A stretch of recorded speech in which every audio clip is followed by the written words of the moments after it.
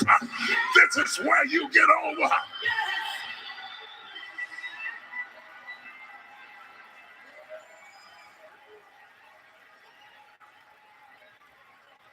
The salient point of deliverance is that the parade precedes the presence. The earthquake, the wind, and the fire. God always has a parade before presence. We see it on the day of Pentecost. And they were in one place with one accord. And suddenly there came a sound from heaven like a mighty rushing wind. But that was the Holy Ghost. Cloven tongues like a fire came next and sat upon each of them. Wait a minute, here comes the Holy Ghost. And then they were all filled. God always has a parade. The earthquake passed. The wind blew. The fire came. But God wasn't in it. They were the pageantry that preceded. You know what real deliverance is? Real deliverance isn't a dance. It's not a breakthrough. It's not a shout. It's not a hoop. It's not a holler. It's a whisper.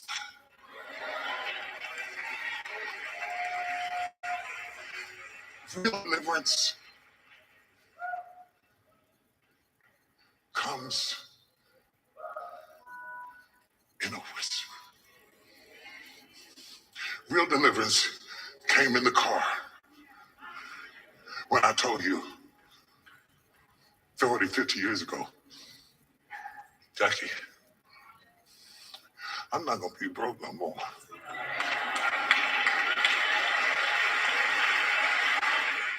She said, what do you mean?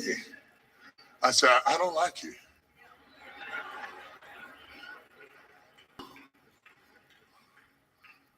That my life did not reflect my belief system.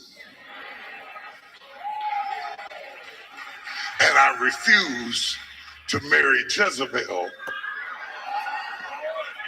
because she's close by. There was nothing wrong with my house, but it wasn't my house. There was nothing wrong with my life except it wasn't my life. There was nothing wrong with my situation except it wasn't my situation. There was nothing wrong with poor people who needed food stamps getting them. But that was not.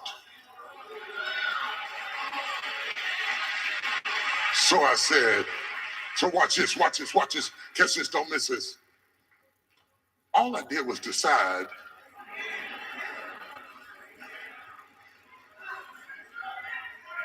this ain't me, I'm leaving.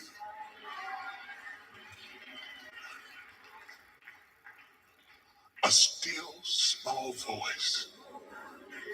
A woman in an abusive relationship, been in an abusive relationship for years.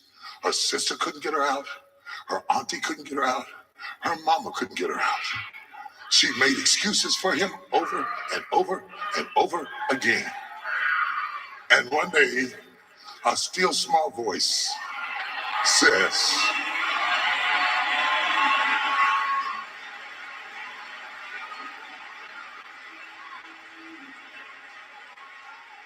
I'm better than this. If I'm gonna do bad, I can do bad by myself. Can I get a witness in here? My daddy was mopping with a mop, flipping the corners. You remember how daddy could flip the corners with a mop, pop it and make it come back like he was Rembrandt. And he took a mop and a bucket and turned it into a business with 52 employees and 10 trucks and did business with the entire state of West Virginia in the 60s. He didn't have a PhD, but he had a drive and determination that said, I will be something. My mama decided that while she was getting school teachers paid, which isn't that much, to start buying that property and piece by piece bought up the whole street till they rename the street after it's Jake Street today.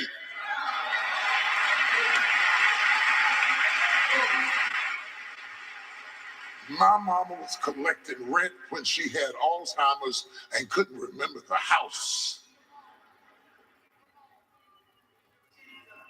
You don't like your life? Change it. Stop being in limbo. And this is what's going to bring you out. The wind will come first, but that won't get you out of limbo. The fire will come next, but that won't get you out of limbo. The earthquake where everything shakes, none of all of those outside experiences will not get you out of limbo. In all of that noise, Elijah heard a still, small voice. The voice can say, I'm better than this. The voice can say, I have something to offer.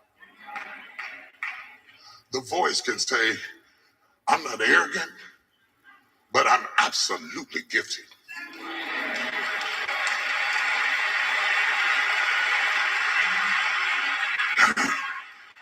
The voice can say, even if you reject me, I'm going to send you a sympathy card because you lost.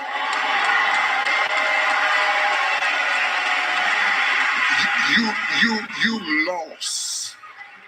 You going to search all over the world, you're not going to find another me. I'm in a class. I'm talking about your mantra, your creed, your dogma, what you live by, what you don't let nobody take from you ever.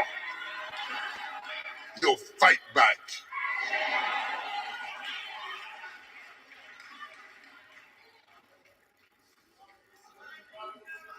God used a voice against a voice. A voice got him in limbo, and a voice got him out. What I am trying to do is not entertain you or impress you or motivate you. I am trying to send a voice against the voice that's got you stuck in limbo, because it is what you are saying. It is not what they are saying. It has nothing to do with what they are doing. Wait a minute. Elijah had a school of prophets. How could he be teaching a school of prophets and think he was alone? This voice was an obvious lie. Sometimes you can have an obvious lie. You can look in the mirror and still see ugly. And everybody faint when they walk by you. And nobody would believe that all you see is ugly. Because you hate your nose, or you hate your lips, or you hate your voice, or you hate something about yourself, and you allow that voice to keep you in limbo. I am telling you, the voice is a liar.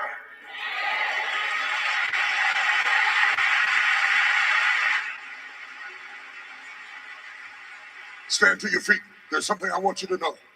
God will find you wherever you are. When you can't get to him, he'll get to you. He'll pass by your cave. He won't go in it, he'll pass by it. You have to have the courage to come meet him. Whether you are listening at me in the US or in Canada or in Brazil or South America, whether you are listening at me in Watts or Yale or Harvard or Morehouse, whether you are listening at me on welfare or in Washington, D.C., the same truth applies.